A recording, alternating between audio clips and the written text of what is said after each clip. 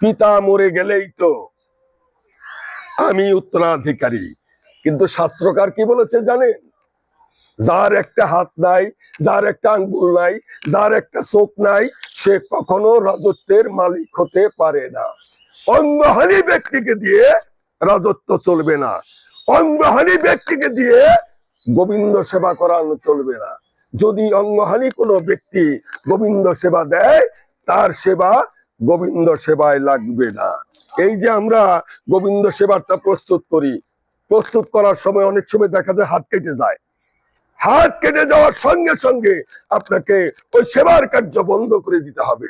যদি বন্ধ করে না দেন, ওই সেবার সামগ্রী আমার গোবিন্দ সেবায় লাগবে না। সেই জন্য বলেছে, দেহে যদি রক্তপাত হয়, সেই রক্তপাত অবস্থায় কখনোই গোবিন্দ সেবায় নিজের দেহ কোনোদিন বিলিয়ে দেওয়া যায় না। ধর্মক্ষেত্রে, কুরুক্ষেত্রে যখন রণ হয়েছিল, দৃষ্টাতু পাণ্ডবানিকাং দুর্যোধনস্ততা আচার্যম উপসঙ্গম বচনব্রবীত। সঞ্জয় কহিলেন, দৃষ্টাতু পাণ্ডবানিকাং দুর্যোধনস্ততা আচার্যম উপসঙ্গম বচনব্রবীত।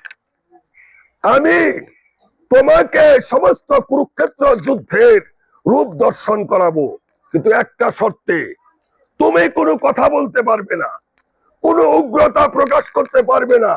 কুরুক্ষেত্রের যুদ্ধ শুধু দর্শন করো, দর্শন শেষ হয়ে গেলেই তোমার মনোবাঞ্ছা পূর্ণ হয়ে যাবে। তুমি যে পুত্রদেরকে জন্ম দিয়েছ, এরা সকলেই পৈশাচিক আচরণ, এদের ভিতরে কোনো কৃষ্ণ ভক্তি নাই। এরা যখন জন্ম নিয়েছে, গর্ধবের আওয়াজে সমস্ত বৃন্দাবন আমোদিত হয়ে গেছে। এদের দিয়ে কখনোই গোবিন্দ সেবা লাগবে না। এরা গোবিন্দকেও চিনে না। দেখুন না, যখন গোবিন্দ শয়নে ছিলেন, বলেছিলেন রাত্রি প্রভাতে আমাকে যে প্রথম দর্শন দেবে, সে যা চাইবে আমি তাকে তাই দেব। এদিকে অর্জুন যে গোবিন্দের শ্রীপাদ পদ্মে বসে আছেন, চরণ কোণে বসে আছেন, আর দুর্যোধন প্রভুর মাথার ঘুরে বসে আছে। মাথার ঘুরে কেউ বসে থাকলে কি দেখা যায়? দেখা যায় না। যখনই প্রভুর নিদ্রা ভঙ্গ হলো, তখন তাকিয়ে দেখেন,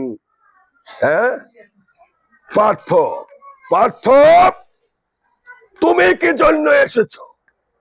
তখন বলে, প্রভু আমি একা আসি নাই, আমার ভাই দুর্যোধন এসেছে। কই সে?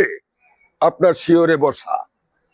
তখন বলে, ওর এত বড় সাহস, ও আমার শিরের কাছে বসে আছে, ওর এত বড় ক্ষমতা, গোবিন্দের মাথার কাছে সে বসে আছে। বলো পার্থ, তুমি আমার কাছে কি চাও? তখন বলে, প্রভু গো, আগে দাদা চাক, দাদা চাইলে তারপরে যা থাকবে আমি চেয়ে নেব। না, যে প্রথম আমার সঙ্গে সাক্ষাৎ করবে, এই কুরুক্ষেত্র যুদ্ধে জয় তার সুনিশ্চিত। একবার যদি বাসুদেব বলোচ্চস্বরে ধ্বনি করে আকাশে পাতাল বিধিয়ে গোবিন্দের সান্নিধ্য লাভ করতে পারে।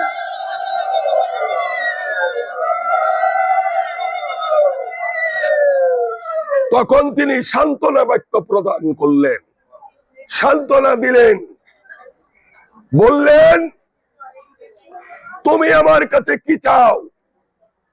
সঞ্জয়, তুমি আমার কাছে কি চাও? পার্থ, কি দিলে তুমি সন্তুষ্ট হবে? অক্ষয়ণী, আমার এক অক্ষয়ণী সৈন্য আছে, মানে প্রায় কোটির কাছে সৈন্য আছে। তুমি এই সৈন্যরই চাও, নারায়ণী সেনা, এদেরই চাও, না আমাকে চাও? তখন দুর্যোধন শিয়রের গুড় থেকে বলে, প্রভু আমি নারায়ণী সেনা, অক্ষয়ণী সৈন্য চাই। পার্থ, তোমার খুব সুবিধা হয়ে গেল, তুমি সুযোগ পেয়ে গেলে। আমি ভেবেছিলাম ওরা বুঝি আমায় চাইবে, চাইলেই তো তুমি ঠকে যেতে। প্রভু গো, আমরা তো কাঙ্গাল, আমরা তো সারা জীবন ভরে পালিয়ে পালিয়ে জঙ্গলে জীবন কাটিয়েছি। কোনদিন তোমার কাছে কিচ্ছু চাইনি।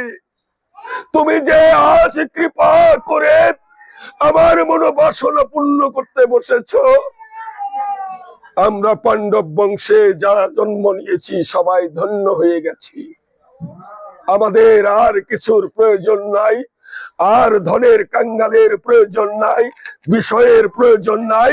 আমরা শুধু এই সমরাঙ্গনে তোমাকে আমাদের আত্মিক রূপে, বন্ধু রূপে, শাখা রূপে, যোদ্ধা রূপে তোমাকে দেখতে চাই। তথাস্তু।